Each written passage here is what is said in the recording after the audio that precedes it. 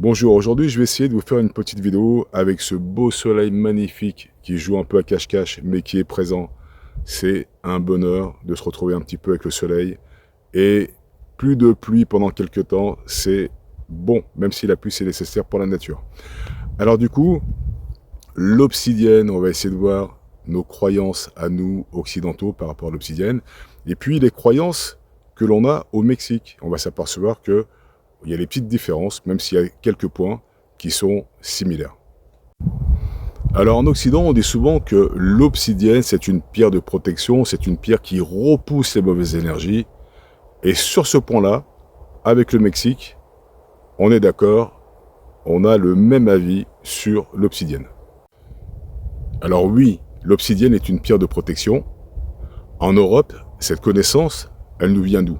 Eh bien, elle nous vient surtout, en fait, des livres, de ceux qui ont commencé à écrire des livres en lithothérapie et qui nous ont parlé des pierres, des minéraux et des obsidiennes et qui ont divulgué certaines croyances.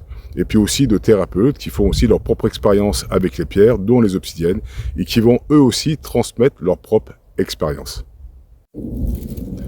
Cela a permis de diffuser la connaissance des pierres, et ça, c'est une bonne chose.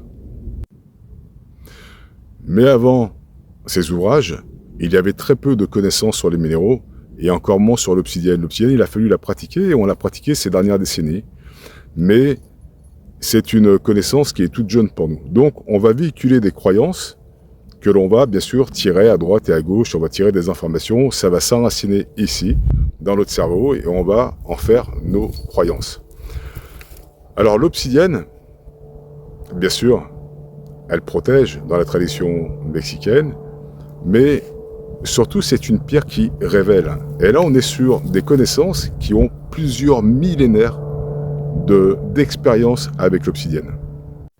Alors, quand j'étais au Mexique, les chamans me disaient que l'obsidienne, c'est vraiment la pierre qui va révéler ce qui se cache en toi, que tu en aies conscience ou que tu en aies pas conscience. Dans l'inconscient ou dans le conscient, elle va faire sortir des choses obscures, elle va faire sortir les choses que tu ne veux pas voir.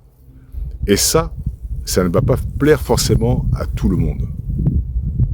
Car l'obsidienne, c'est un miroir. C'est ce qu'on appelle le miroir de l'âme. Un miroir de ce que tu es vraiment. C'est ça l'obsidienne. Il faut bien comprendre que c'est le miroir de tes émotions, c'est le miroir de ta véritable essence qu'elle va faire ressortir au grand jour. Alors l'obsidienne, voilà plutôt comme une alliée précieuse, qui est là pour te faire remonter certaines choses à la surface et te faire comprendre sur quel type d'émotions, sur quel type d'expériences que tu as vécues dans ton passé qui ont été négatives pour toi et qui sont en train d'être révélées au grand jour. Elle est en train de te faire comprendre qu'il faut que tu travailles sur certaines émotions. Donc plutôt que la ranger dans un tiroir et dire « Ouh là là, celle-là, elle est trop puissante, j'ai ressenti des choses, ça a brassé. » Oui, ça a brassé, parce que les choses, elles remontent. Elles remontent pour que tu puisses avoir la possibilité de travailler dessus. L'obsidienne, c'est vraiment une alliée précieuse, mais il faut juste comprendre comment l'utiliser. Parce que si tu refuses de voir la vérité enfuie se révéler au grand jour, le souci, c'est que tu ne pourras jamais arriver à soigner tes blessures. Et si tu ne soignes pas tes blessures, et que tu veux changer ton futur, que tu vas avoir un futur meilleur, comment le changer si tu restes avec les mêmes pensées, les mêmes émotions, les mêmes expériences négatives enfuies à l'intérieur de toi, qui sont enracinées dans tes cellules au niveau énergétique, et que tu ne vas jamais arriver à soigner, à essayer de dégager pour transmuter toutes ces énergies négatives en énergie positive. Et ça, c'est vraiment le rôle de l'obsidienne. À ce moment-là, bien sûr, changer ton futur, ça va être compliqué parce que tu vas toujours rester dans le même schéma de pensée. Que ce soit les pensées, que ce soit les émotions, ça va être la même chose. Et comment veux-tu changer ce futur si tu ne changes pas ton présent? Donc l'obsidienne, c'est vraiment une alliée.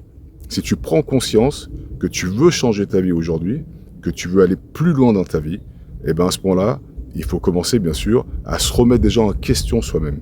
Donc l'obsidienne, c'est juste une alliée pour toi, une alliée précieuse. garde-la bien si tu en as une et essaye de vraiment ressentir les choses qu'elle te fait comprendre, sur lesquelles il faut que tu travailles aujourd'hui. Alors la prochaine fois que tu portes ton obsidienne, demande-toi vraiment simplement une chose importante. Suis-je vraiment prêt à me voir tel que je suis et à amorcer le changement en moi? Et je suis sûr que tu peux.